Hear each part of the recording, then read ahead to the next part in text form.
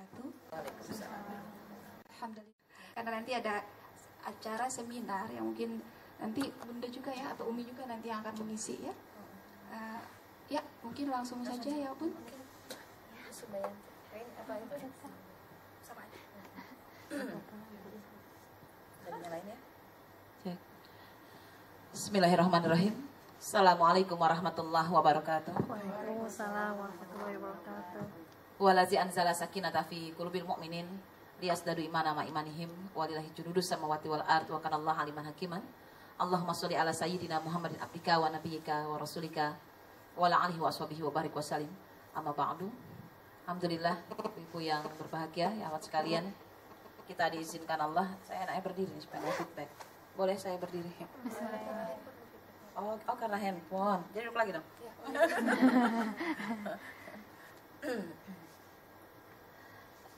Saya tinggal di Depok ya, itu 4 orang anak saya yang luar biasa. SMA kelas 2, SMA kelas 1, SMP kelas 3, SMP kelas 1. Jadi berturut-turut gitu. Ya, kejar setoran dulu waktu punya anak. Mudah-mudahan bisa jadi inspirasi untuk bunda sekalian yang hadir pada ruangan ini. Suara saya terdengar ya? Benar. Ini kayak di RCTI nih, kayak studio soal model sound.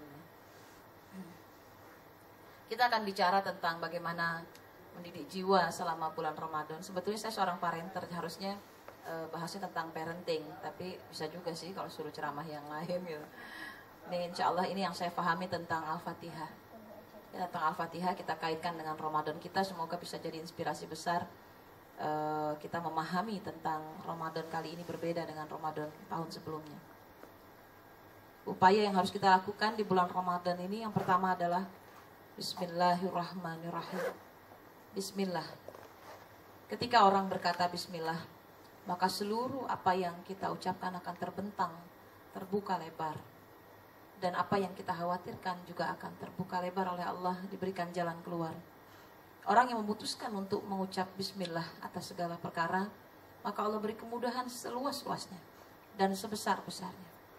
Jadi barang siapa yang memasuki bulan Ramadan dengan berniat untuk Bismillah ya Allah, di bulan ini aku berniat untuk mengubah segala apa yang kulakukan menjadi sebuah mimpi-mimpi besar yang terkabulkan, maka lakukan. Insya Allah ijabah. Saya dan keluarga besar selalu menyiapkan Ramadan itu sejak bulan Rajab, karena doanya sangat terkait ya. Allahumma barik lana fi Rajab wa Sya'ban wa balikna Ramadan. Jadi nyiapin Ramadan itu dari bulan Rajab. Bulan Rajab saya dan suami serta anak-anak biasanya rapat kerja keluarga. Kan kalau di kantor sering ada raker. Ya, di organisasi ada raker, rapat kerja. Tapi jarang sekali kita yang berpikir untuk rapat kerja keluarga. Nah, kami biasa melakukan secara berkala di setiap bulan Rajab itu mengevaluasi perjalanan hidup kami, apa-apa saja yang masih menjadi kendala dan hambatan, lalu kita perbaiki. Dan kita selalu memiliki agenda-agenda, buku yang beragam, satu agenda kayak gini. Banyak, saya pecinta agenda. Indosat kalau mau ngasih saya agenda, saya terima. Jadi agendanya mereknya macam-macam, ada BNI, ada MPR DPR, ada BI ya. Saya senang aja gitu. Dan disitulah tertuang mimpi-mimpi besar saya sejak bulan Rajab sampai nanti Ramadan, dan berharap pasca Ramadan itu ijabah. Dan ternyata benar. Kenapa? Karena Rajab itu bulan penuh barokah. Kata Imam Al-Ghazali, Rajab itu kalau diurai kata-katanya adalah ro-nya roja, ja-nya itu jaza, ba-nya barokah, bulan penuh keberkahan. Jadi kalau kita nulis mimpi-mimpi besar kita, aku pokoknya mau gaji 100 juta, ya tulis aja. Mana mungkin di Indosat 100 juta. Siapa tahu kita keluar dari Indosat. Lalu ketemu bidang usaha yang cocok, yang keuntungan 100 juta. Kan kita nggak tahu. Karena Allah yang akan mengantarkan kita kepada mimpi-mimpi besar kita. Maka di sini dibilang, orang yang bismillah adalah orang yang senantiasa membuat komitmen dengan Allah tentang niat dan cara terbaik.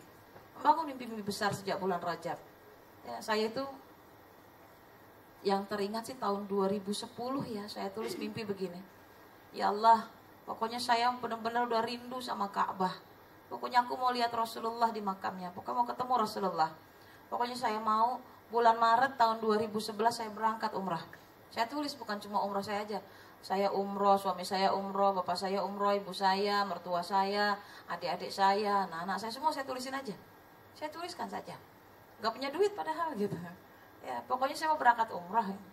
Dan ternyata di tahun 2011 ketika saya seminar dengan Bunda Nino Warisman di Bekasi, saya baca sebuah puisi yang mengatakan gini, saya bilang gini sama Rasulullah, ya Rasulullah, betapa ingin aku bisa melihat melihat tempat di mana engkau dilahirkan dan tempat di mana engkau dimakamkan, agar bisa kurasakan gelora semangat Badar bergelora di hatiku, agar bisa kucium bau darah para syuhada di Uhud, agar bisa kurasakan sorak kemenangan di Futu Mekah. Bunda Nino dengar saya ngomong gitu, udah mau berangkat, udah mau pulang duluan, mau kabur dia dari seminar. Dia balik lagi, lalu dia bilang, berangkatlah kau umrah bersamaku, aku akan mengantarkanmu menjumpai Rasulullah dengan tanganku sendiri. Dan saya berangkat gratis, dibiayai oleh beliau. Penyebabnya satu, saya punya niat baik di bulan Rajab untuk meminta dan memanggil harapan-harapan saya untuk berumrah. Jadi buat ibu-ibu yang hadir hari ini, kalau merasa ada hal yang perlu diperbaiki tentang diri kita, tentang kualitas hidup, ekonomi, hubungan baik dengan suami, dengan tetangga atau keluarga besar, maka tuliskan aja. Tuliskan. Insya Allah Rajab yang kemarin sudah terlewat itu tetap bermanfaat. Paling nggak buat jaga-jaga tahun depan. Kalau kita panjang umur ya. Gitu. Terus bulan Sya'bannya nanti insya Allah amal itu naik, kan naik ke langit. Kata Rasulullah, aku mau amalku naik ke langit dalam keadaan berpuasa. Makanya kenapa nyiapinnya bulan Rajab udah bikin mimpi-mimpi besar. Lalu kemudian bulan Sya'ban naik ke atas tulisan-tulisan kita, mimpi-mimpi kita yang banyak itu. Lalu bulan Ramadan kita mengawalnya, menjaganya baik-baik dengan doa-doa kita. Ya Allah, ubah hidupku secara kun fayakun. Ubah ya Allah bagaikan kau membalikan telapak tangan dari hitam menjadi putih. Ubah ya Allah. Dan itu mudah sekali buat Allah untuk mengubahnya. Sangat mudah. Itulah yang disebut dengan kalau orang udah punya niat dan cara terbaik, maka Allah akan mengembangkan kita dengan keilmuan dan keterampilan yang sangat sesuai dengan fitrah kita. Jadi Allah itu kalau ngelihat kita punya mimpi, maka kita akan digiring kepada impian besar itu. Digiring untuk ketemu dengan ilmu. Pokoknya ajaib cara Allah menentukannya. Insya Allah nanti hari Ahad besok, katanya kata Mbak Nisa sebagian sudah ada yang membeli tiketnya. Saya dan teman-teman di Sigma itu menggelar pagelaran Cinta Rasulullah. Judulnya 1000 Keluarga Pecinta Rasulullah. Akan bersilaturahim 1000 orang di Gedung Sukovindo. Itu mimpi besar saya dan teman-teman sejak beberapa tahun yang lalu, mungkin 5 tahun yang lalu. Saya selalu bilang, kita harus bisa kumpulin 1000 orang keluarga pecinta Rasulullah. Di setiap kota harus ada kumpul 1000 orang. Tadinya satu Indonesia doang, gitu, satu Indonesia. Karena kita masih kecil sekali, jadi wah kayaknya sih mesti se-Indonesia tuh 250 orang di Jakarta, 250 orang di Surabaya, 250 orang di Jogja, 250 orang di Bandung, 1000 gitu ya. Tapi akhirnya kita bilang enggak. Kita bisa melakukannya 1000 orang di tiap kota. Bagaimana cara Allah menggerakkannya? Allah pertemukan saya dan teman-teman dengan orang-orang yang luar biasa. Jadi kalau besok ibu hadir, tim di mana saya dan teman-teman menggarap 1000 keluarga pecinta Rasulullah itu, mereka adalah orang-orang yang pernah bermimpi berjumpa Rasulullah Sallallahu Alaihi Wasallam. Ada yang ketemu Rasulullah di tiang masjid, ada yang ketemu Rasulullah di Masjid Kuba, ketemu Rasulullah menyaksikan. Kalau saya bertemu Rasulullah ketika di Raudah, saya diajak ke lorong waktu, berada di masjid yang masih berbentuk pelepah kurma. Rasul sedang menjelang wafat waktu itu. Itu yang saya saksikan. Jadi setiap kita akan dipertemukan dengan ilmu. Saya berbahagia sekali dipertemukan Allah dengan ilmu. Termasuk bertemu dengan orang-orang yang ada di Indosat ini bertemu dengan ilmu. Cara Allah mewujudkan mimpi itu seperti itu. Dan kita akan diberi keterampilan, keahlian. Jadi jangan takut. Kalau kita punya impian besar jangan takut. Allah kasih kita ilmu sekaligus keterampilannya. Minta dibimbing dan kita pasti akan dibimbing. Tahun lalu saya tulis saya mau jadi pembicara internasional. saya tuju, pokoknya ngawur aja lah gitu ya, suka-suka saya dong, kan mimpi boleh gitu ya, mumpung bumi Allah tuh kata Allah kecil kan, lompat ke Malaysia doang mah deket, ke Singapura doang mah deket ya, ke Brunei, saya tulis aja, pokoknya saya tulis ke Haramain, dan ternyata benar, saya bisa jadi pembicara di Haramain, karena saya memegang jamaah umrohnya Bunda Neno, jadi saya ceramah di Mekah dan Madinah, kan internasional juga kan, yang penting ngomongnya di sono gitu. Ya, bulan Januari besok saya berangkat ke Singapura, Malaysia, bertemu dengan komunitas Muslim yang ada di sana gitu, di Singapura, Malaysia. Dari mana? Dari kantor saya dibiayai gitu. Jadi itu rahasianya. Ketika kita buat impian, Allah temuin dengan ilmu lalu dengan keterampilannya. Sekaligus dikasih senjata-senjatanya. Jadi orang yang yakin sama Allah, maka dia akan didekatkan dengan segala kemudahan-kemudahannya. Yakin aja, percaya. Karena Ramadan bisa mengubah segalanya. Masih ada waktu, nanti pulang dari sini beli buku agenda. Tulisin aja. Dulu saya juga hidupnya miskin, gak punya duit sama sekali, buat makan aja susah. Tapi kami sudah punya kebiasaan menulis mimpi Ramadan kami dengan kita akan bersedekah, membagikan 150 sembako kepada 150 keluarga. Lagi miskin nulisnya begitu. Kata orang gila gitu ya, duit aja kagak punya, mau sedekah sebanyak itu. Lalu bagaimana cara Allah mendekatkan saya untuk mendapatkan pahala itu? Caranya, murid ngaji abinya nitipin sembako, ada 100 sembako, bingung nyalurinnya gimana. Pak Mahmudin bantuin saya dong. Pak, ada sembako saya kagak bisa nyalurin, tolong bantuin ya. Oh boleh bu, gitu. Ya. Terus murid ngaji saya juga minta tolong, saya punya duit 5 juta bu, tolong beliin sembako, bagi-bagiin. Saya dapat pahalanya nggak? Dapat, suami saya dapat pahalanya. Jadi nggak penting duitnya dari mana, yang penting dapat pahalanya kan gitu. Ya nggak, itu dia. Jadi biasakan menulis mimpi-mimpi dengan kalimat Bismillahirrahmanirrahim. Bismillah, insya Allah semua wujud dalam waktu yang sangat cepat. Yang kedua, Alhamdulillahirabbil alamin. Setelah kita membiasakan diri dengan basmalah, yakin bahwa apapun akan menjadi jalan pertolongan, Alhamdulillahirabbil alamin adalah lanjutan dari Al-Fatihah. Alhamdulillahirabbil alamin adalah kata kunci untuk terbukanya jalan rizki dan jalan kesulitan. Suatu hari ada seorang syekh ulama yang bermimpi diajak kepada perjalanan spiritual. Dalam mimpinya beliau diajak kepada sebuah ruangan yang sangat luas dan terang benderang. Banyak orang yang sibuk mencatat sesuatu, sibuk sekali. Kemudian dia bertanya, siapa mereka? Banyak sekali orang mencatat. Mereka adalah malaikat pencatat doa-doa manusia. Lalu kemudian syekh itu diajak lagi ke sebuah ruangan yang besar lagi. Tapi banyak orang sibuk mengepak-ngepak sesuatu, membungkus, mengirimkan. Lalu kemudian syekh ini bertanya, siapakah mereka? Mereka adalah malaikat pengabul doa. Setelah berada di ruang pencatatan, biasanya catat itu akan dikirim ke ruang ini, lalu dikirimkan balasan-balasan atas apa yang diinginkan manusia. Lalu kemudian ia diajak lagi pada sebuah jalan yang sangat sempit. Ruangannya kecil dan gelap. Hanya ada satu orang yang bertugas, yang kadang dia bekerja, kadang dia tidak melakukan. Lalu kemudian sang syekh bertanya, siapakah dia? Dia adalah malaikat pencatat ucapan terima kasih. Lalu dia bertanya, kenapa engkau hanya bertugas sendirian? Karena begitu banyak manusia yang meminta kepada Allah. Begitu banyak juga manusia yang dikabulkan oleh Allah. Tapi sangat sedikit dari mereka yang berterima kasih. Bagaimana cara mereka berterima kasih? Caranya adalah mengucapkan Alhamdulillahirabbil alamin. Alhamdulillahirabbil alamin. Seharusnya begitulah kita menyikapi hidup kita dengan kalimat Alhamdulillahirabbil alamin. Harusnya kita buat yang namanya malaikat hamdalah itu sibuk gitu ya. Kan kalau nih saya bayangin ada berapa orang nih, 30 orang yang hadir di sini. Karena dapat pelajaran alhamdulillah dari saya, jadi punya kebiasaan bicara alhamdulillah. Itu malaikat kayaknya lagi repot sekarang, nyari bala bantuan.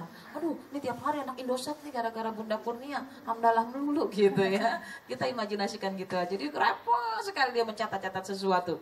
Padahal nama kita lagi gitu yang ditulis oleh beliau sang malaikat. Bagaimana cara mengucap hamdalah yang baik? Caranya ucapkan pada seluruh apa yang kita miliki, bukan pada seluruh apa yang tidak kita miliki. Kita ini salah. Kita seringnya tuh mengucap hamdalah nanti nunggu kalau bonus keluar baru hamdalah gitu ya. Kan belum keluar aja udah mulai nyiapin hamdalah gitu. Ya, nggak tahu nggak jadi keluar kan repot, nggak jadi lebaran. Nah, kalau saya berubah hidup saya dari kemiskinan sampai Allah percayakan pintu-pintu dunia gitu ya, dengan sangat mudah Allah beri celahnya. Waktu itu saya sudah kehabisan seluruh harta saya. Tabungan hajinya habis, punya emas gitu batangan dijual, punya mobil motor dijual gitu ya. Punya rumah mertua, bukan rumah saya, rumah mertua gitu ya, digadein sertifikatnya. Hutangnya banyak sekali, ditagih kerangkering dari sana sini, sampai malunya luar biasa. Satu-satunya kekayaan saya adalah handphone. Waktu itu namanya PDA, kalau sekarang mungkin iPhone gitu ya, iPad, yang harganya zaman dulu aja udah 4,5 juta. Oh, zaman berjaya-jayanya itu hebat bener, mahal katanya gitu ya. Sekarang sih ya udah gak ada harganya, 4,5 juta. Saya bilang sama Allah, Allah, sudah habis seluruh hartaku. Kalau sampai kau ambil lagi nih yang satu ini, maka habis sudahlah hartaku. Dan aku betul-betul bangkrut total. Bagaimana cara Allah mengambil handphone saya? Apa dicolong orang? Bukan. Apa saya jual? Enggak. Tiba-tiba handphone saya dalam tas itu meledak. Handphone secanggih itu meledak gitu. Tiba-tiba baterainya itu meledak. Terus gitu, saya bingung. Suara apaan sih, petasan ya gitu. Ya lagi naik ojek gitu, naik ojek lagi ya, bukan motor saya. Ya ini kok kayaknya bunyi petek-petek apaan ya? Pas saya buka, asap keluar dari tas saya. Psh. Habis langsung saya bilang, sudah kau ambil semuanya ya Allah. Udah gak ada lagi yang kumiliki, gak ada. Udah habis, aku bangkrut total. Pulang saya tiduran dalam keadaan saya sudah bilang, kan standarnya handphone, kalau handphonenya ya habis saya gitu. Begitu saya tiduran, saya lihat rumah saya. Hei, aku masih punya dinding, aku masih punya atap. Lalu saya bilang, Alhamdulillah ya Allah, Engkau tidak mengambil semuanya. Aku masih punya yang ada di rumahku. Aku masih punya dinding, aku masih punya atap. Lalu saya seperti orang gila, lalu mulai bongkar lemari. Ya Allah, aku punya baju. Ini baju yang gak pernah aku hamdalahkan sama sekali. Aku memakainya setiap hari dan sama sekali aku tak pernah mengucapkan Alhamdulillah kepada baju-baju ini. Alhamdulillah, terima kasih ya Allah. Alhamdulillah, saya pegang semua baju saya dengan hamdalah. Alhamdulillah, Alhamdulillah, Alhamdulillah. Kerudung saya bilang Alhamdulillah, Alhamdulillah, semuanya Alhamdulillah. Pokoknya saya berusaha hari itu menghabiskan hamdalah saya terhadap apa yang saya punya. Saya pergi ke dapur, saya bilang, ya Allah, saya punya piring. Ini piring yang menemani aku makan sampai bisa bertahan hidup hari ini. Tapi tidak pernah sekalipun aku mengucap hamdalah kepada piring-piring ini. Kepada gelas, kepada sendok. Saya menjadi seperti orang gila, merasa bersalah di hadapan Allah. Karena saya sibuk dengan apa yang tak pernah ada di tangan saya. Tapi saya lupa dengan apa yang masih saya miliki. Tanpa pernah saya mengucap hamdalah sama sekali. Itulah hari yang mengubah cara berpikir dan cara pandang tentang Allah. Saya mulai memiliki kebiasaan hamdalah terhadap apa yang saya sentuh, yang saya pandang, yang saya lihat. Hampir mulut ini gak pernah lagi mau berkata penuh dengan kekecewaan dan kekesalan. Kalau lagi makan tuh enak gak enak, makan aja gitu. Ya, gak pernah bilang apaan nih bakso gak enak, enakan juga yang bakso Atom sono, enakan bakso Parjo, ambil terus dimakan nih. Ya gak enak tapi dimakan terus gitu ya. Jangan gitu. Saya gak mau lagi jadi orang yang kayak begitu. Saya berusaha mensyukuri, termasuk berjumpa dengan ibu-ibu sekalian. Saya bilang Alhamdulillah. Saya memang sangat ingin berada di Indosat, terutama di Jakarta. Kalau di Surabaya, di Bandung udah beberapa kali, tapi Jakarta nyaris belum saya pijak. Ya, Indosat, bahkan sering ke BI kan sebelahan tuh deketan gitu, agak pernah gitu. Kalau mampir sholat doang mah sering gitu, tapi untuk kajiannya belum. Tapi ini hidayah dari Allah. Ya, buat saya ini Alhamdulillah. Mudah-mudahan dakwah ini bisa diterima lebih luas gitu ya, kepada masyarakat kita. Jadi biasa karena mengucap hamdalah seperti itu. Lalu apa balasan Allah karena kebiasaan saya mengucap hamdalah? Saya bingung udah gak punya harta, saya ambil air lalu saya isi ember, saya sirami pohon. Alhamdulillah ya Allah, aku masih bisa sedekah. Ini pun airnya dari Engkau, saya bilang gitu. Ya Allah, tapi aku minta dibayar ya. Balasannya pada setiap helai daun 100.000 rupiah gitu. Boleh gak? Boleh kalau sama Allah. Sama Allah mah boleh, sama manusia gak boleh. Disangkain orang gila gitu, beneran itu. Tapi kalau sama Allah boleh. Ya, aku minta 100.000 rupiah pada setiap helai daunnya. Kan Engkau maha kaya. Aku sirami, setiap hari saya sirami. Dan tepat tanggal 1 Januari 2008, saya tuliskan hutang-hutang saya bilang lunas pada kwitansi, bohong-bohongan. Pokoknya lunas. Ya, kwitansi punya utang sama bapak ini sekian 1 juta lunas, 250.000 lunas, 5 juta lunas. Tulis gitu kayak orang gila kan? Benar-benar kayak orang gila saya waktu itu. Tapi saya yakin, karena saya menyertakan tulisan saya dengan Allah. Saya bilang Allah ubah hidupku tepat pada tanggal 1 Januari 2008. Itu di bulan Rajab saya menulisnya. Akan terjadi perubahan besar bahwa saya akan bisa melunasi hutang saya. Dan Allah pertemukan saya dengan Sigma hari ini. Sigma Daya Insani yang menunjuk saya menjadi pembicara nasional. Dan dipersahabatkan saya dan dipersaudarakan saya dengan Bunda Nina Warisman untuk merumuskan konsep pengasuhan berbasis sirah nabawiyah. Penghasilan saya waktu itu sebagai seorang marketing 20 juta per bulan. Ya, sekarang udah gak jadi marketing, jadi pembicara. Terus gitu berturut-turut sampai lunas hutangnya. Ajaib sekali, ajaib.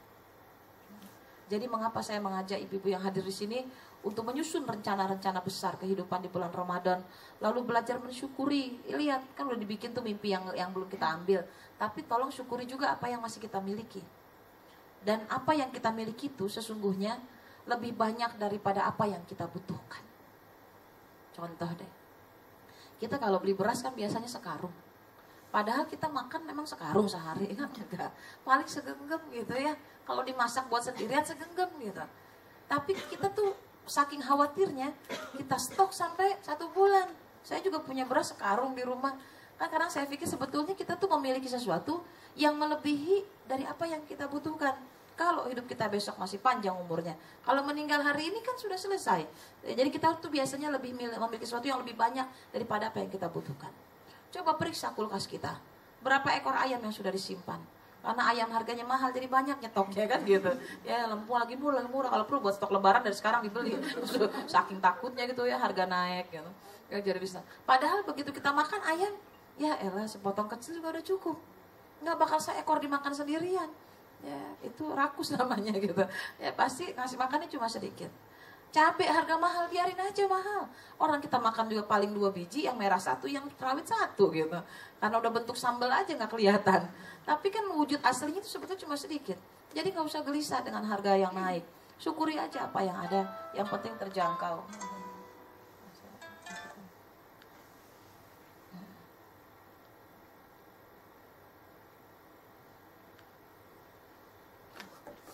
Nah, begitulah cara kita belajar mensyukuri sesuatu. Lihat bahwa apa yang kita miliki lebih banyak dari apa yang kita butuhkan. Baju dipakai berapa? Cuma 1 kan? Yang punya berapa? Banyak. Ya, coba pakai semuanya sehari. Ya, kayak orang apaan, berat banget gitu ya. Keberatan. Pokoknya kita memiliki lebih banyak daripada apa yang kita butuhkan. Itu cara orang bersyukur. Nah, belajar dari kesederhanaan Rasulullah sallallahu alaihi wasallam. Saya mau tunjukkan betapa Rasulullah tetap bertahan meski dalam keterbatasan. Kesederhanaan Rasulullah sallallahu alaihi wasallam. Suatu hari Umar bin Khattab menemui Rasulullah di kamar beliau.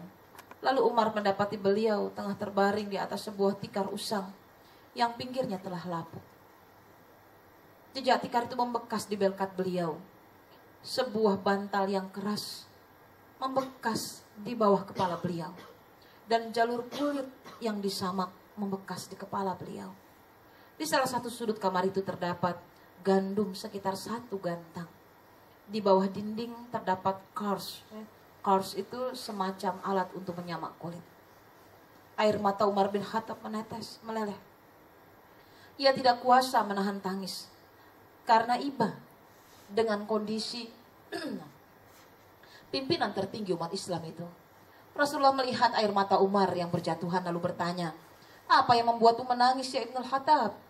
Umar menjawab dengan kata-kata yang bercampur aduk dengan air mata dan perasaan yang terbakar. "Wahai Nabi Allah, bagaimana aku tidak menangis, sedangkan tikar ini membekas di belikan Anda. Sedangkan aku tidak melihat apa-apa di lemari Anda. Raja Kisra dan para kaisar duduk di atas tilam dari emas dan kasur dari beludu dan sutra, dan dikelilingi buah-buahan dan sungai-sungai. Sementara Anda adalah nabi dan manusia pilihan Allah." Lalu Rasulullah menjawab dengan senyum tersungging, "Wahai Ibnul Khattab, kebaikan mereka dipercepat datangnya, dan kebaikan itu pasti terputus. Sementara kita adalah kaum yang kebaikannya ditunda hingga hari akhir. Tidakkah engkau rela jika akhirat itu untuk kita dan dunia untuk mereka?" Umar menjawab, "Aku rela." Jadi Rasul memilih untuk dalam kesederhanaan karena tahu kalau kita cepat-cepat jadi orang kaya, maka cepat habis hak-hak kita di dunia. Dan kita tidak lagi mendapatkan kesenangan di akhirat. Jadi kalau mau jadi orang kaya, minta kayanya yang berkah. Yang kekayaannya disalurkan buat orang lain, bukan buat kita sendiri. Sehingga umur kita juga bisa panjang karena kita menyalurkan semua harta kita untuk orang lain. bukan untuk diri sendiri. Tapi kalau diambil buat diri sendiri, umur kita lebih pendek. Kan dalam hadis dikatakan, tidaklah Allah mencabut ajal seseorang kecuali telah kucukupkan rizkinya. Telah habis maksudnya, udah habis rizkinya, sudah habis semuanya. Udah gak ada lagi pundi-pundi rizkinya. Jadi kalau ada orang yang ngambil kekayaan sebanyak-banyaknya sekarang buat diri sendiri tanpa dibagi-bagikan, itu malah mempercepat ajalnya gitu. Jadi sering-sering bagi-bagi proyek gitu, bagi-bagi apa yang bisa diberikan dari harta kita. Udah habis belum? Belum kan? Oh masih sip. Bisa 2 jam soal ceramah mas saya. Ini kan cuma dikasih 1 jam, jadi saya mesti agak cepat neranginnya. Ya, tadi yang kedua alhamdulillah, yang ketiga adalah Ar-Rahmanir-Rahim. Ar-Rahman-Rahim. Perwujudan dari orang-orang yang banyak bersyukur adalah dia punya hati yang welas asih, penuh cinta dan kasih sayang. Penuh cinta dan kasih sayang.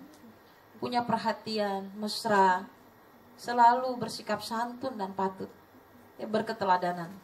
Saya sering bilang, sampai kalau punya nasihat pun, nasihat itu bisa dikunyah sebagai sebuah apresiasi dan penghargaan. Kalau dia ngasih hukuman ke orang, maka hukumannya itu karena kasih sayang, bukan karena menyakitkan orang lain. Karakter Rasulullah yang amat penyayang ini itu luar biasa. Suatu hari saya dan adik saya, biasa kita sering ngobrol di kendaraan. Adik saya bilang gini, Mbak Nia, kenapa ya kita gak bisa mencintai Allah secara sempurna? Kita juga gak bisa mencintai manusia sempurna. Kadang masih sering berantem, sering ribut sama orang, sama istri, sama teman. Kita gak sempurna. Dan saya tahu jawabannya, kata adik saya. Jawabannya adalah karena ada satu jembatan yang terputus di hati saya. Jembatan itu bernama cinta Rasulullah Sallallahu Alaihi Wasallam. Kita tidak meniru secara plek gitu ya. Tidak meniru seluruhnya dari Rasulullah. Sehingga ibadah kita sangat tidak indah dalam pandangan Allah. Zikir kita sengau dalam pendengaran Allah. Ya. Tangisan kita tangisan hanya mengiba-iba tentang kebutuhan sendiri, tanpa berharap tentang umat ini. Dan Rasulullah telah kita tinggalkan jauh. Kita belajar mencintai seperti Rasul mencintai. Suatu hari ada seorang ada seorang wanita kafir yang datang membagi buah jeruk untuk Rasulullah. Rasulullah memakannya sedikit demi sedikit. Jeruk itu di pangkuannya dan tidak dibagikan untuk sahabat. Dia menghabiskannya sedikit demi sedikit sambil tersenyum. Enak betul kelihatannya. Ya, dan dia menikmati setiap lapis demi lapis jeruk itu. Sahabat heran. Biasanya kalau ada tamu yang datang bawa makanan, mereka kebagian. Ini kali ini tidak. Di pangkuan Rasul itu dihabiskan seluruh jeruk itu. Wanita kafir itu pun pulang. Lalu para sahabat bertanya, mengapa engkau tidak membaginya kepada kami ya Rasulullah? Padahal sungguh kami sangat menginginkan buah jeruk yang sangat menggiurkan itu. Nampaknya lezat sekali kau memakannya. Kata Rasulullah, duhai sahabatku, sesungguhnya buah jeruk yang kumakan ini adalah jeruk limau. Sungguh rasanya amat asam, pahit. Aku sengaja tidak membaginya kepada kalian karena aku tidak ingin kalian merasakan keasaman. Dan aku sengaja tidak membaginya kepada kalian supaya tidak ada salah seorang pun dari kalian yang mengernyitkan matanya, yang membuat tersinggung wanita itu berbagi tentang buah yang ada di pangkuanku. Dan aku sengaja tetap memakannya sampai habis demi untuk menggembirakan wanita itu. Sesungguhnya wanita kafir itu datang memang sengaja untuk mencelakai Rasulullah. Tapi harapannya pudar karena Rasulullah tetap menjaga akhlaknya dalam keasaman buah. Begitulah cara Rasulullah mencintai manusia. Saya bilang ada ya orang kayak gitu di dunia ini gitu. Dan itu Nabi kita sendiri gitu. Rela gitu ya makan asam terus, kamu jangan ngerasain. Kalau kita kalau makan asam itu kita langsung lempar ya ke orangnya gitu ya. Lu mau ngeracunin gua kan gitu ya. Tapi ternyata dia tuh enggak gitu. Subhanallah, subhanallah. Itulah Rasul kita. Kalau saja kita mengerti Ar-Rahman Ar-Rahim, belajar dari cintanya Rasulullah, ya maka kita akan belajar mengerti.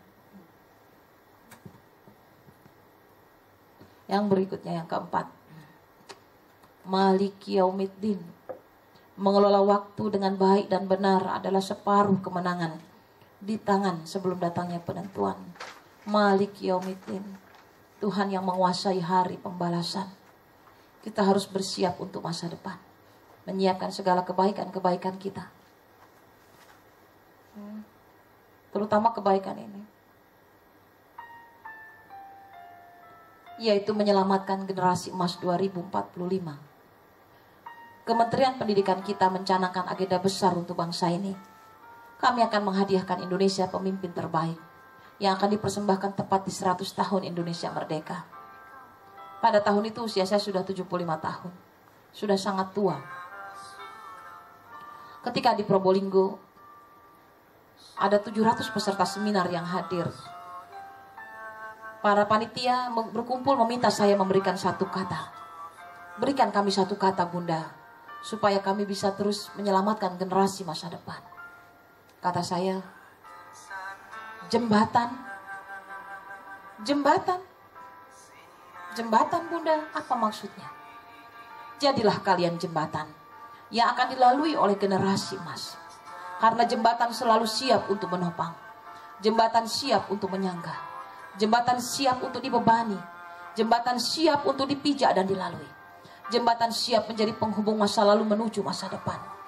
Jembatan tak pernah menyaksikan ada apa di masa lalu. Jembatan bisa jadi tidak menyaksikan ada apa di hari esok. Tapi jembatan tahu persis tentang siapa orang-orang yang pernah berlalu di atasnya. Saya adalah jembatan pertama yang menyatakan siap untuk dipijak dan dilalui. Saya siap untuk berpayah-payah. Saya siap untuk merasa lelah. Asalkan generasi emas yang dimaksud bisa wujud. Dan saya punya peran meskipun kecil bagi kehidupan ini. Saya tidak mau mati sia-sia. Yang saya katakan itu. Usia kita ibu-ibu yang hadir hari ini adalah usia jembatan. Usia yang ketika kita mendidik anak kita dengan kesolehan dan kebaikan. Tapi bisa jadi kita tidak menyaksikan buah dari kesolehan yang kita tanamkan. Karena umur kita sangat dibatasi. Jadi ingatlah bahwa kita adalah jembatan. Berperanlah sebagai ibu, sebagai ayah nanti kepada suami kita. Dengan memberikan peran terbaik dalam mendidik anaknya. Dengan mengenalkan Allah dan Rasulnya dengan cara yang sempurna sekali. Ini dia. Ketahuilah waktu hidupmu sangat terbatas. Nafasmu sudah terhitung. Setiap desahnya akan mengurangi bagian dari dirimu. Sungguh setiap bagian usia adalah mutiara yang mahal tak ada bandingannya. Tulisan ini berharga sekali ketika saya mengantar anak pertama saya ke Gontor. Umurnya 15 tahun. Masuk Gontor 1. Di Gontor itu kalau diseleksi masuk Gontor 1 berarti anak pintar. Karena kalau kurang dari itu masuk Gontor 2. Kurang dari nilai yang dimaksud maka masuk Gontor 3 gitu ya. Sampai Gontor 6. Anak Gontor 1 berarti anak pintar katanya gitu. Tapi anak saya gak pernah bangga masuk Gontor 1. Karena kata Pak Ustadznya jangan kalian bangga dan menyombongkan diri di hadapan kawan-kawan kalian masuk Gontor 1. Karena bisa jadi kalian masuk Gontor 1 karena Allah yang menyelamatkan kalian. Mungkin waktu lagi ngoreksi soal Ustadznya ngantuk katanya gitu. Ya jadi anak saya itu biasa-biasa aja. Dia bilang kalau bukan karena rahmat Allah gak mungkin aku masuk sini Umi katanya gitu. Ya sangat rendah hati. Karena kita di anak saya diajarkan begitu di Gontor. Masuk Gontor 1 diseleksi lagi masuk kelas A, B, C, D. Kelas A gak ada di Gontor, adanya kelas B. Kelas B kumpulan anak pintar. Anak saya ada di kelas B. Ya, saya bersyukur. Saya bilang alhamdulillah Abi kita punya anak siap jadi ulama besar. Kata Abi kita sudah selesai mendidik anak kita Mi. Enggak lah Umi masih bisa tengokin setiap sebulan sekali. Kita sudah selesai sayang. Kita sudah selesai mendidik anak kita. Enggak, Umi bisa kirim surat. Kalau perlu setiap hari Umi bikin surat buat Fayat. Tapi kita sudah selesai. Mari kita hitung usia Fayat. 15 tahun usia anak kita. Dia akan sekolah di Gontor selama 4 tahun. Lalu mengabdi setahun. 5 tahun dia tinggal di Gontor. 20 tahun usianya dia pulang dari Gontor. Lalu kemudian dia melanjutkan sekolah ke Madinah. 5 tahun paling cepat. Umurnya 25 tahun pulang dari Madinah. Usia yang sudah siap untuk menikah. Lalu dia menikah dan meninggalkan kita. Jadi kemarin hari terakhir kita mendidik anak kita. Saya menangis. Jadi udah selesai. Udah. Kita sudah menempatkan anak kita pada sebuah tempat terbaik untuk menjadikan dia manusia baru sama seperti kita. Jadi ngedidik anak itu cuma 15 tahun. Setelah itu selesai. Jadi buat ibu-ibu yang masih punya anak kecil-kecil, manfaatin. Buat memeluk, mengusap, bercerita, mendongeng. Karena setelah itu selesai. Sama seperti yang saya alami. Nah lalu apa yang saya lakukan dengan keterbatasan waktu itu? Saya lakukan ini. Saya hadiahkan dia sebuah buku agenda yang di dalamnya ada jejak cinta saya. Nanti kalau buku jejak cinta saya sudah keluar, beli ya. Kapan itu saya mau cetak ya, tulisannya udah jadi nggak dicetak-cetak. Ya, sebetulnya di penerbit saya juga sudah bisa dikasih, cuman sayangnya sayang, masih saya simpan aja. Nah, jejak cinta ya untuk anakku tuh saya kasih buku agenda, di situ saya goreskan cinta saya. Saya berharap kalaulah usia saya berakhir, gak ada lagi umur, maka anak saya tahu bahwa saya pernah punya cinta yang berharga untuk dikenangnya setelah kematian saya. Dan ini isinya. Goresan cinta.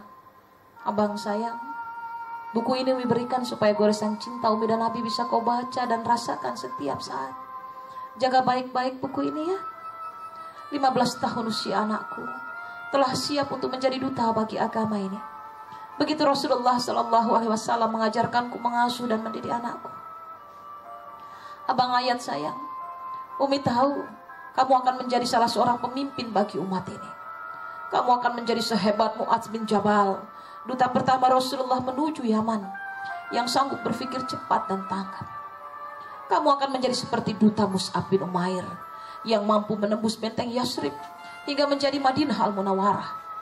Dialah lelaki yang rela meninggalkan kemewahan untuk menjadi prajurit Allah yang cerdas dan sederhana, meski dunia bisa saja ia genggam.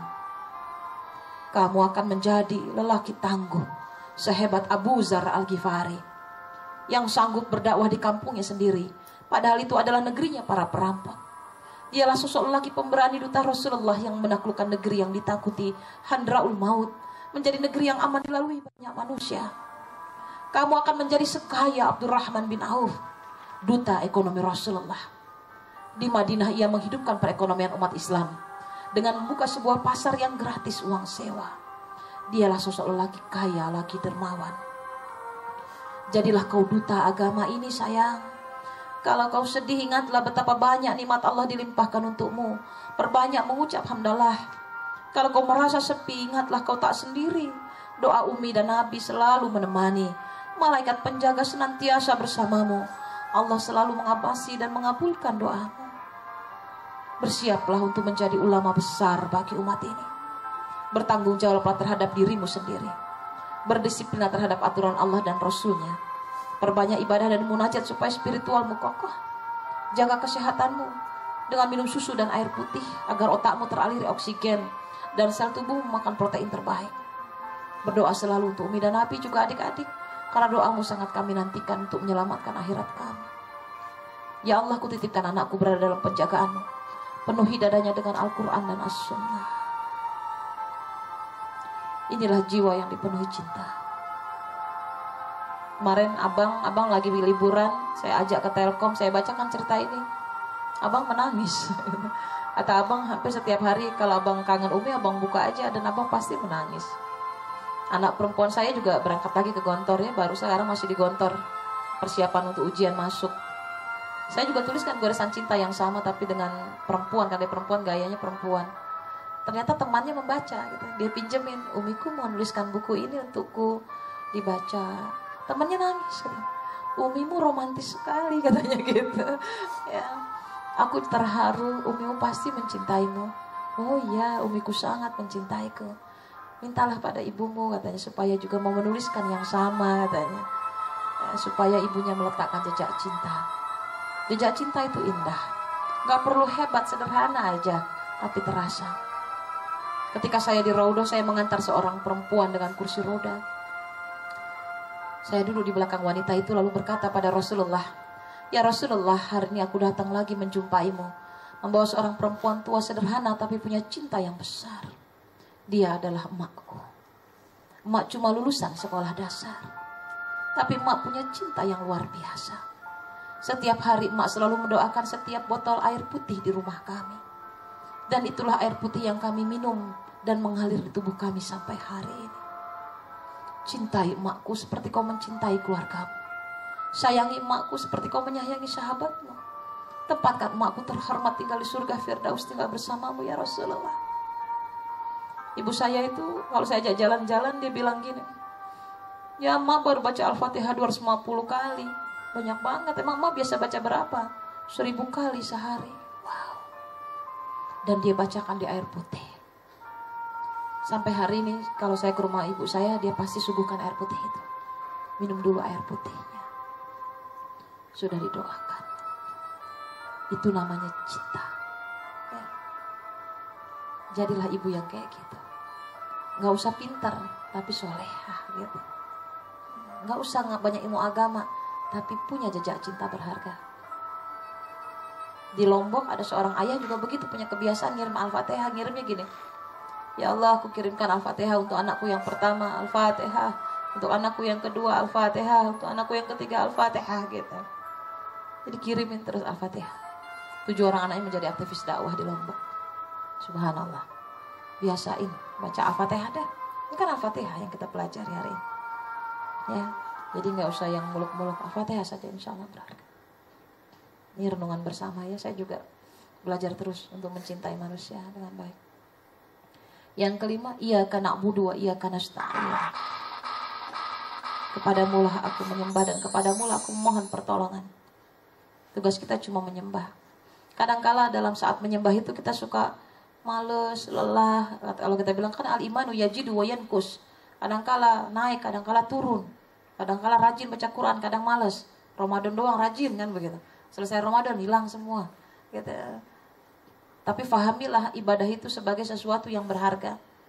Ada cerita nih, ini ceritanya orang Betawi. Saya ngomongin kan agak bahasa Betawi. Karena suami saya asli Betawi, orang Depok. Ini cerita suami saya ke anak-anak saya gitu. Suatu hari ada seorang anak yang bilang sama engkongnya, Kong, ayah kagak mau ngaji, ame sholat lagi pokoknya. Percuma ayah sholat ame ngaji, karena kagak bikin ayah jadi kaya. Ayah juga kagak pinter-pinter. Tetap aja ayah kagak ngerti isi Al-Quran sampai sekarang. Pokoknya ayah udah kagak mau lagi sholat sama ngaji. Engkongnya bijaksana, kata si engkong. Oh, lo kagak mau sholat sama ngaji, gak apa-apa, boleh. Gak apa-apa tong, lo boleh kagak ngaji sama sholat. Cuman kong minta syarat nih. Wah, syarat apa kong? Ayah jabanin dah pokoknya. Yang penting ayah kagak sholat sama kagak ngaji. Itu di pojokan ada keranjang yang bambu yang biasa kita ambil buat panen singkong. Engkong cuma minta lu isi sekeranjang air. Sekeranjang air nih bahasanya gitu. Dilihat tuh sama anak itu. Wah, sekeranjang doang mah dikit kong, bisa ya. Ayah isi dah. Dia nimba tuh. Kebetulan deket antara tempat itu dengan air. Dia siram. Dia taruh, oh air masih ada. Dia balik lagi, ambil air, begitu balik airnya hilang. Tapi dia yakin bisa penuh, balik lagi diisi. Masih ada airnya, dia balik lagi. Pas balik lagi, hilang lagi gitu. Terus begitu. Akhirnya dia mikir, wah ini kan keranjang bambu, udah pasti rembes, bocor nih keranjang. Dia balik ke engkong. Ini mah sampai ayah mati juga kagak bakalan penuh katanya gitu ya. Bolak-balik kagak bakalan penuh. Bagaimana penuh orang keranjang bambu? Ya rembes semua kong. Ya udahlah percuma ayah ngisi sampai bolak-balik juga gak bakalan penuh. Nah sini tong, sekarang lu perhatiin ini keranjang. Kan kemarin kita habis panen singkong, banyak tanahnya kotor. Gara-gara lu guyur tadi berulang-ulang, sekarang nih keranjangnya bagaimana? Wih bersih ya kong, iya beda banget. Gara-gara disiramin. Nah ini pelajarannya buat lu. Lo mau gak ngaji, gak mau sholat, gak apa-apa. Tapi lo lihat, sebetulnya ngaji sama sholat emang gak bikin lo jadi kaya, gak bikin lo jadi pintar, tapi paling gak bikin hati lo jadi bersih. Itu kata kuncinya. Ini pelajaran hebat yang perlu kita ambil. Kalau beribadah itu, udah jangan mikirin, gak nikmat, aduh gak lezat, aduh gak khusyuk, udah gak usah dipikirin, udah lakukan aja deh gitu. Yang penting hati kita bersih. Karena hati yang bersih itu sangat peka terhadap kebaikan. Kalau ada orang mau jahat, dia tahu, wah, kayaknya ada orang mau jahat nih. Ngaji, baca Quran, pokoknya hal-hal yang baik, apapun dilakukan namanya ibadah, itu pasti bisa membuat kita dapat ketajaman mata hati. Ada orang mau nipu kita, kita jadi punya basirah, punya pakaan. Jangan-jangan ini orang bohong, benar apa enggak gitu. Dibikin oleh was-was, rasa was-was oleh Allah. Karena hati kita bersih. Hati yang bersih juga mudah menerima nasihat baik. Dikritik, dinasihati, dia senang. Dia gembira sekali. Bahkan sampai bilang terima kasih ya, aku udah dikritik gitu. Itu saking bersihnya hati. Saya banyak punya murid-murid ngaji di rumah saya itu sampai dia bilang terima kasih. Saya sudah diberikan kritik dan masukan. Karena saya coba menempa mereka, jangan pernah takut dikritik. Karena dikritik itu membuat kita lebih cenderung mendekat kepada kebenaran dan kebaikan. Makin sering dikritik, makin dekat kita dengan kebaikan. Dulu saya orang yang keras kepala, sampai suami saya sampai bingung. Kamu tuh keras kepala, kepala batu, dibilangin gak ngerti, ngelawan terus. Dulu saya kayak gitu. Tapi setelah saya merasakan nikmatnya dikritik, bahwa kritik itu membuat saya menjadi lebih baik, saya lebih senang diberikan masukan, masukan berharga. Itu hikmahnya dari orang yang belajar untuk menikmati ibadah. Ingat, ibadah untuk ya biar hatinya bersih ya. Ihdinas syiratal mustaqim, 2 ayat lagi.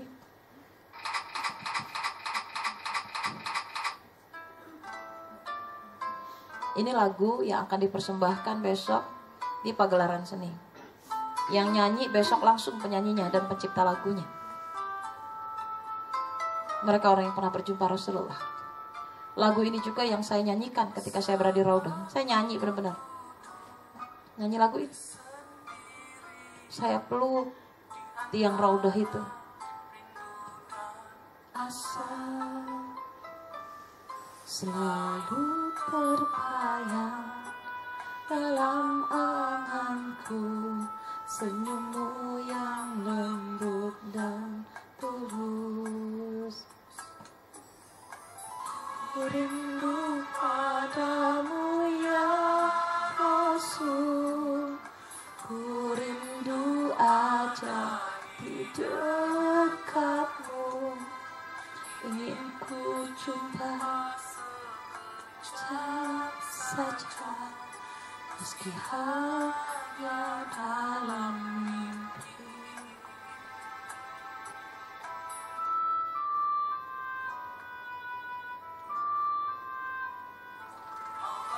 Salli ala Muhammad, ya Rabbi salli alaihi wasallim. Allahumma salli ala Muhammad, ya Rabbi salli alaihi wasallim. Saya bilang sama Rasulullah, ya Rasulullah, jika boleh ku panggil engkau dengan panggilan kakek. Aku adalah cucu masa depanmu, kek. Aku datang dari tempat yang jauh. Jauh jarak tempat tinggalku dengan tempat tinggalmu. Jauh jarak usiaku dengan usiamu. Jauh sejarah terbentang antara aku dengan engkau. Kakek Nabi, kalau sekarang aku masih kecil, pasti sedang kau usap lembut kepalaku. Aku bisa mencium bau harum tubuhmu. Dan aku menyaksikan engkau sangat mencintai dan menyayangiku. Kakek Nabi, aku adalah cucumu yang tak muda lagi. 40 tahun usiaku. Usia di mana telah kau torehkan sejarah gemilang untuk umat ini. Tapi aku cuma perempuan tua yang tak mengerti banyak tentang agama ini. Kakek, hari ini aku datang di hadapan engkau dengan kekhawatiran memenuhi dadaku. Karena aku menyaksikan keluarga muslim di negeriku. Mereka tidak mengenal baik tentang istri-istrimu. Mereka tidak tahu siapa saja anakmu. Mereka pun sangat tidak paham tentang kisah heroik perjalanan hidupmu. Aku takut, kek, kalau cerita tentang hidupmu sangat tidak dikenal oleh orang-orang di generasiku. Akankah orang-orang di generasi cucu-cucuku nanti akan bisa bercerita tentang hidupmu? Aku takut namamu tak akan pernah disebut lagi dalam sejarah umat ini. Aku takut. Dalam mihrab cinta Rasulku aku bersimpuh, berharap diizinkan menjadi pejuang sirah hingga akhir hayatku. Berharap bisa berjumpa Rasulullah meski sekejap dalam mimpi tidur. Berharap menjadi temannya di surga Firdaus nanti. Itulah yang saya khawatirkan tentang Rasulullah ketika namanya tak lagi disebut oleh generasi masa depan. Ramadan ini sangat baik untuk membuat kita berada di jalan yang lurus dengan kembali kepada Al-Quran dan Sunnah. Karena Rasulullah bukan hanya meninggalkan Al-Quran, tapi dia meninggalkan juga Sunnah. Mulailah bukan hanya menghatamkan Al-Quran, Tapi hatamkanlah cerita Nabi kita dari lahir sampai wafat. Setidak-tidaknya sekali saja seumur hidup kita membaca ceritanya, lalu kita ceritakan ulang kepada keturunan kita. Maka manusia paling terampil dalam hidup ini akan kita masukkan ke dalam benak anak kita. Karena buku-buku yang kami produksi dari Sigma akan lapuk oleh zaman, dimakan raya, terbawa arus sungai, tertimbun gempa bumi. Tapi buku ini akan menjadi berharga kalau pindah ke dalam otak kita dan anak kita.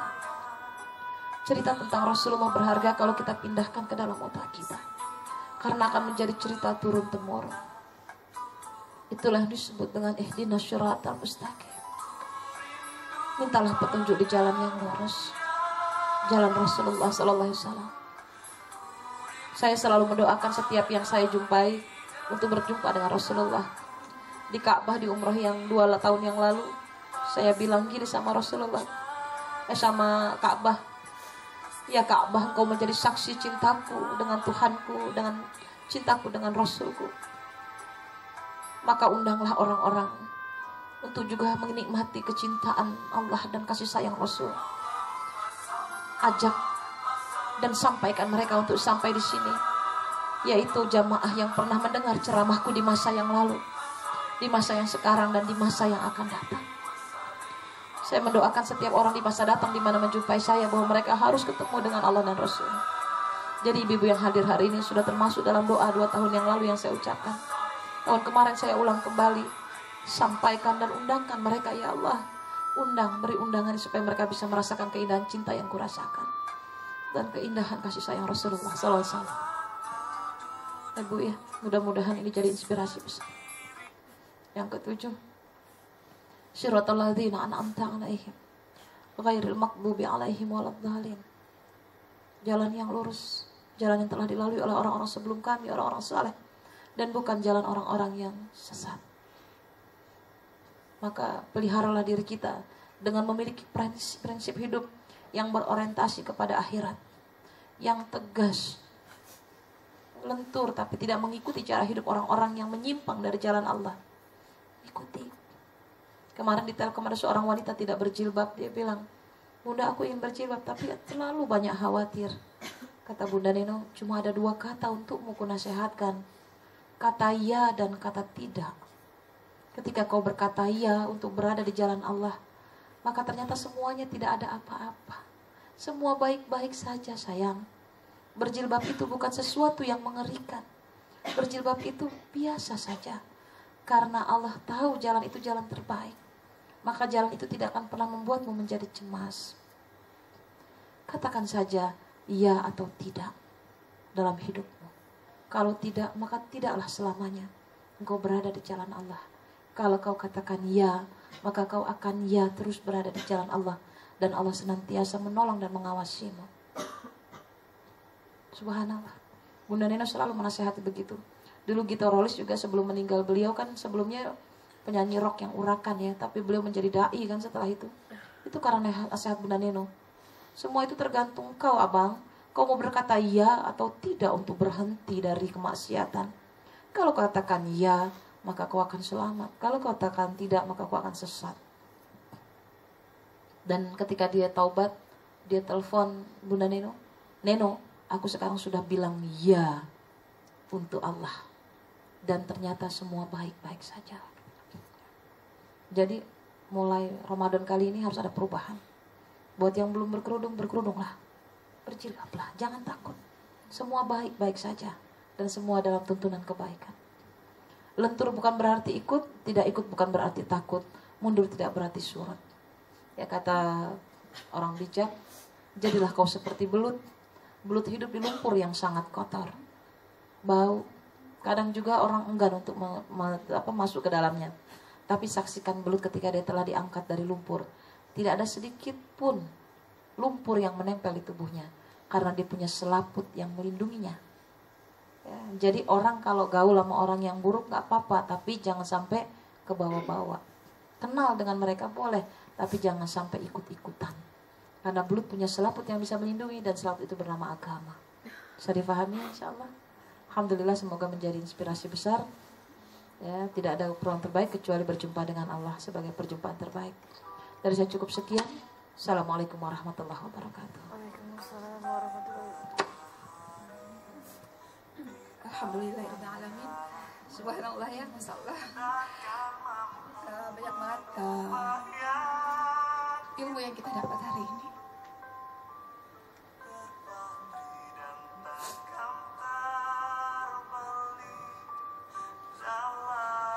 Mudah-mudahan bulan Ramadan ini adalah menjadi bulan Ramadan yang terbaik bagi kita semua.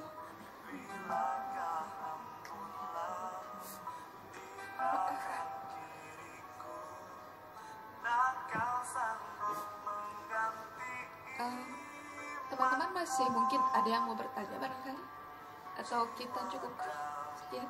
Ada ya?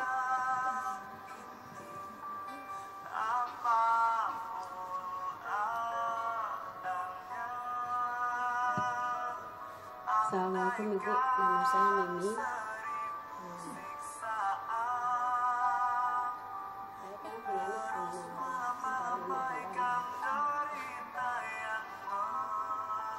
anaknya bisa lulus SD gitu, saya masukin pesantren.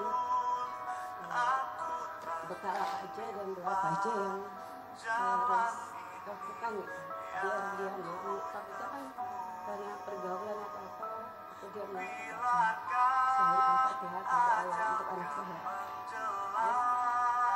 Kalau untuk yang kedua, saya kan KB itu yang 3 bulan untuk kuliah. Cuman mensnya itu nggak teratur, bisa 3 minggu atau sebulan atau mungkin 2 bulan nggak mens. Ada yang bilang untuk katanya hanya 15 hari aja, sesudah itu kamu harus sholat. Apakah saya harus tetap sholat sedangkan sudah hampir 3 minggu masih tetap keluar haid itu, Bu? Jadi yang pertama tentang menyiapkan anak ya.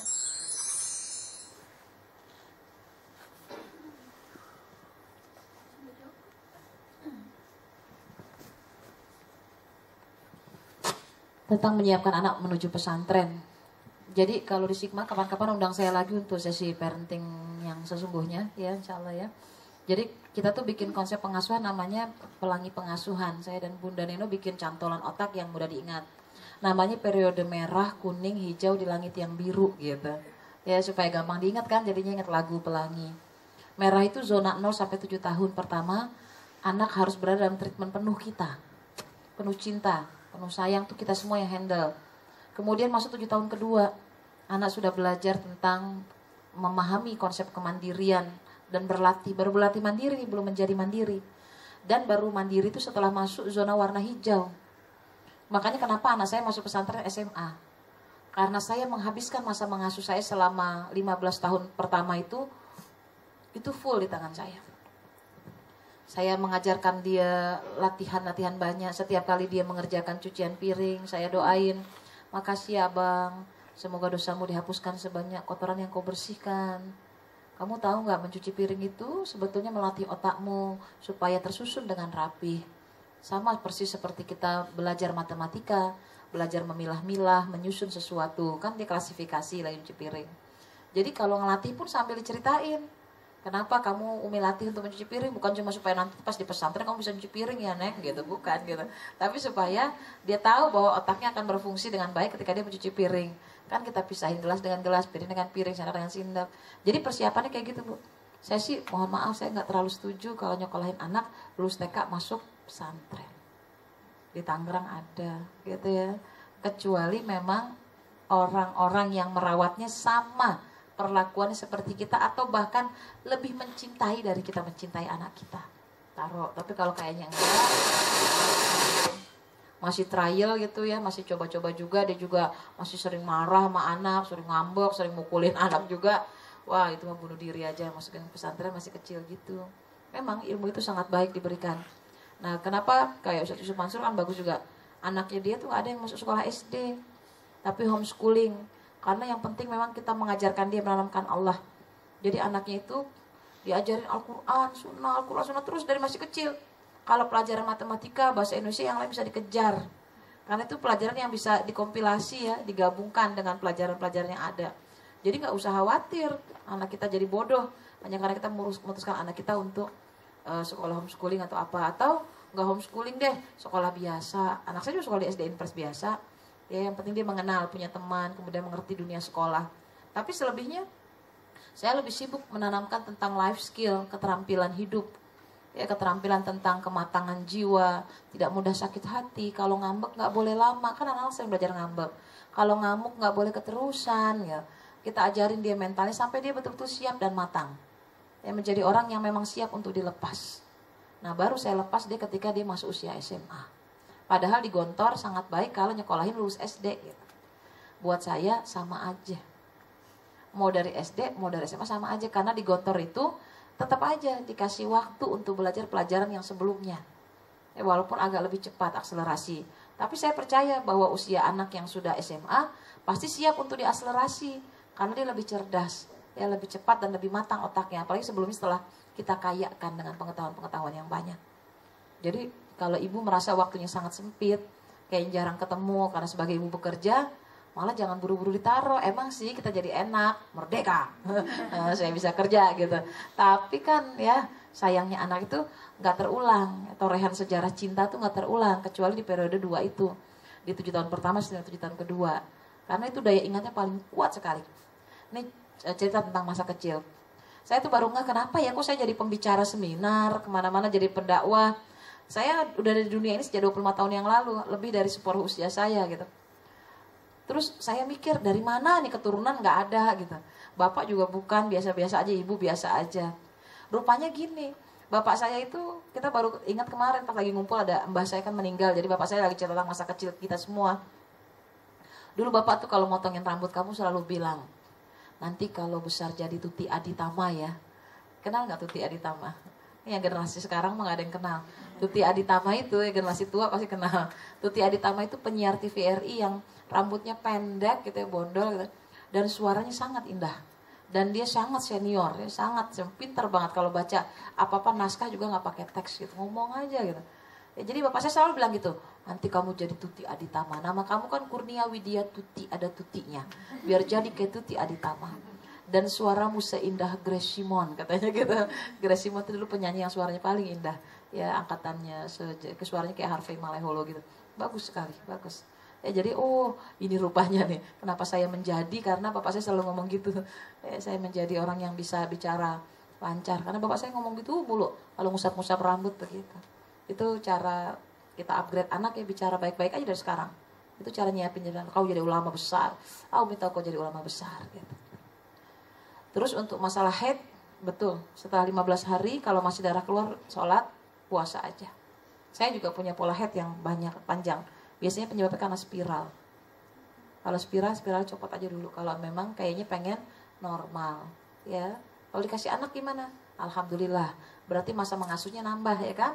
Yang satu kan udah mentas tuh ntar hilang. Kan ada anak-anak baru saya aja bilang, Abi anak kita sebentar satu akan berangkat ke pesantren nih.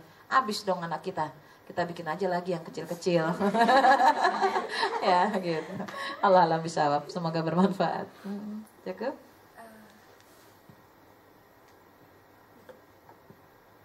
Alhamdulillahirrahmanirrahim, berhubung karena waktu kita sudah habis ya, bahkan sudah lebih, ini kita mencuri waktu kerja.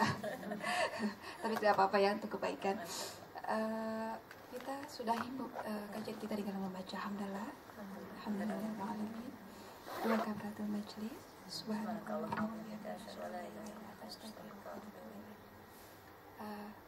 Jangan lupa beristighfar dulu. Astagfirullahaladzim. Mungkin sekali lagi ya, saya tadi mungkin bacakan buat teman-teman.